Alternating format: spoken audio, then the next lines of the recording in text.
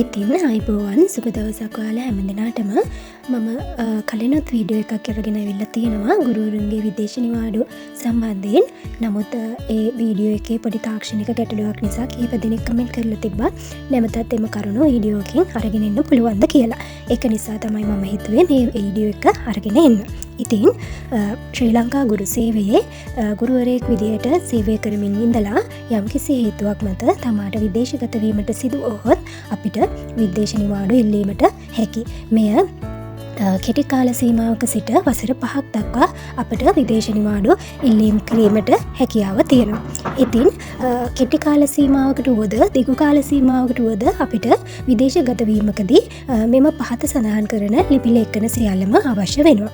මම මෙතනදී සඳහන් කරන්නේ මගේ පෞද්ගලික අත්දැකීම පමණයි. මෙය කලාපයෙන් කලාපයට එසේම රජයේ අපි ගත්තොත් පළාත් සභා පාසලක්ද එහෙමත් නැත්නම් මධ්‍යම රජය විසින් පාලනය වන පාසලක්ද යන්න මතත් වෙනස්කම් තිබෙන්නට පුළුවන්.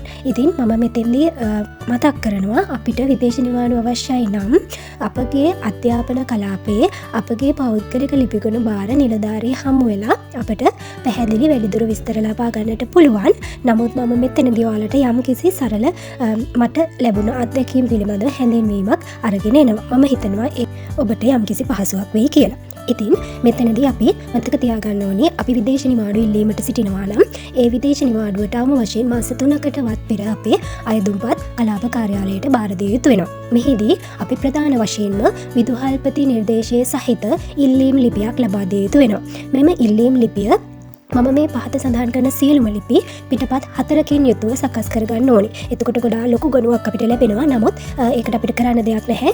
අපි එක ලිපියකින් පිටපත් 4 බැගින් මේ වගේ සමහර ඒවා අපි ඔරිජිනල්ම ලබා ගත යුතුයි. ඒ කියන්නේ අපි දැන් විදුහල්පති නිර්දේශය සහිත එක ඉල්ලීම් ලිපියක් ලබා ගන්නවා නම් විදුහල්පති නිර්දේශය සහිත ඉල්ලීම් ලිපි 4ම විදුහල්පතිගේ අත්සන සහිතව නිර්දේශ කරලා ලබා ගන්න ඕනේ. ඒ වගේම අපි ජාතික හැඳුනුම්පත එහෙම ෆොටෝකොපි ගන්නවා නම් ඒවත් අපි පිටපත් 4කින් සත්‍ය පිටපත් බව සනාථ කරලා පිටපත් 4කින්ම මේ සියල්ලම ලබා ගත යුතු වෙනවා. ඉතින් පළමුවෙන්ම අපි ලබා දිය යුතු වන්නේ අපගේ ඉල්ලීම් ලිපිය. එතකොට මේ ඉල්ලීම් ලිපිය විදුහල්පති නිර්දේශය සහිත පිටපත් 4කින් අපි ලබා දිය යුතු වෙනවා. ඊළඟට අපිට පොදු 126 නිවාඩු ඉල්ලුම් පත්‍රයද පිටපත් 4කින් යුතුව ලබා දිය යුතු වෙනවා. මේ අපිට අන්තර්ජාලය තුලින් ඩවුන්ලෝඩ් කර ගැනීමේ හැකියාවක් තියෙනවා. ඊළඟට මේ සඳහා අවශ්‍ය වන පරිශිෂ්ට කිහිපයක් තියෙනවා. ඒවා තමයි 9 වන පරිශිෂ්ටය, 16 වන පරිශිෂ්ටය සහ 15 වන පරිශිෂ්ටය. මේවත් අපිට අන්තර්ජාලය තුලින් ඩවුන්ලෝඩ් කරගැනීමේ හැකියාව තියෙනවා. ඊළඟට මේ ඉහත කියපු පරිශිෂ්ට සියල්ලම අපි පිටපත් 4කින් ලබා දිය යුතු වෙනවා. ඊළඟට අපිට අපගේ මුල් පත්වීම් ලිපියේ සහතික කළ පිටපත් 4ක් අවශ්‍ය වෙනවා. ඊළඟට අපගේ පත්වීම ස්ථීර කිරීමේ ලිපියේ පිටපත් 4ක් අවශ්‍ය වෙනවා. ඊළඟට වඩාත්ම වැදගත් දේ තමයි තමන් විදේශගත වන කාලය තුල තමන්ගේ රාජකාරී ආවරණය කිරීම සඳහා ආවරණ ලිපියක් ලබා දීම. මෙය එක් ගුරුවරයෙකුගෙන් හෝ ගුරුවරුන් කිහිප දෙනෙකුගෙන් හෝ තමන්ගේ කාලසටහනේ සියලුම කාලච්ඡේද ආවරණය වන පරිදි ලබා දිය යුතු වෙනවා. එතකොට මේ අපේ රාජකාරී ආවරණය කිරීමේ ලිපිය නැත්නම් ඇත්තටම අපේ විදේශ නිවාඩුව අනුමත වෙන්නේ නැහැ. ඒක නිසා මේ ඉතා වැදගත් කටයුත්තක්. මෙය අපි අපගේ පාසලෙන් හෝ එහෙම නැත්නම් Tamanට වෙනත් පාසලකින් ගුරුවරයෙකු අනුයුක්ත කර ගැනීමට පුළුවන් නම් එහෙම හැකියාවක් තියෙනවා නම් හෝ ඒ කිසියම් ආකාරයකින් කොහොම හරි අපිට රාජකාරී ආවරණය කිරීමේ අපේ කාලසටහන අපිට රාජකාරී ආවරණය කරන ගුරුවරයාගේ කාලසටහනත් සමග කිසිම නොගැලපීමක් නැතුව ආවරණය කරගන්න පුළුවන් බවට විදුහල්පති නිර්දේශය සහිතව සනාථ කරලා එතනත් පිටපත් 4ක් අවශ්‍ය වෙනවා. ඊළඟ අප විසින් විදේශ නිවාඩු ඉල්ලීමට සිටින වසර සහ එයට පෙර වසර 3ක නිවාඩු විස්තර අදාළ විදිහට සටහන් කරගෙන එයද පිටපත් 3 බැගින් අවශ්‍ය වෙනවා. ඊළඟට අපිට අපගේ විදේශ ගමන් බලපත්‍රයේ සහතික කරන ලද පිටපත් 4ක්. මෙය අපගේ පෙර ගමන් වාර පිළිබඳව තොරතුරු ඇතුළත් පිටුවේ ෆොටෝකොපිත් සහිතව තමයි ලබා දිය යුතු වන්නේ. ඊළඟට අපගේ ජාතික හැඳුනුම්පතේ සහතික කළ පිටපත් 4ක් අවශ්‍ය වෙනවා.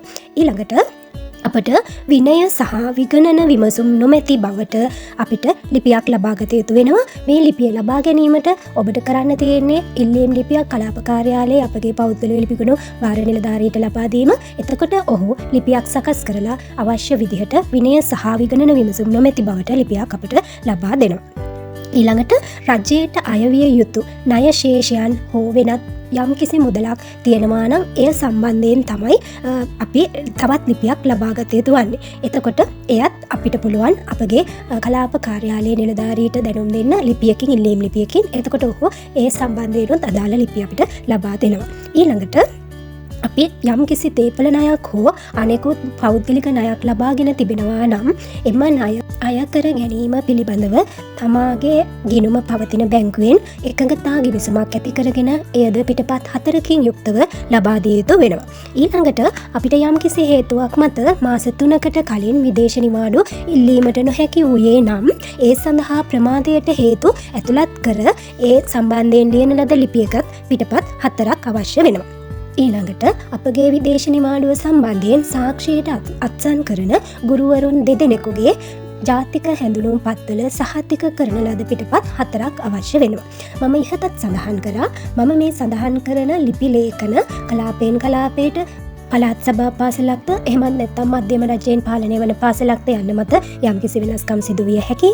ඉතින් මම හිතනවා මෙම වීඩියෝ තුලින් ඔබට යම්කිසි දලා අදහසක් ලැබෙන්නේ නැති කියලා. ඒ වගේම අපි අපගේ සේවය ස්ථීර නොවුණු අවස්ථාවක අපි පරිවාස කාලය යටතේ නම් ඉන්නේ.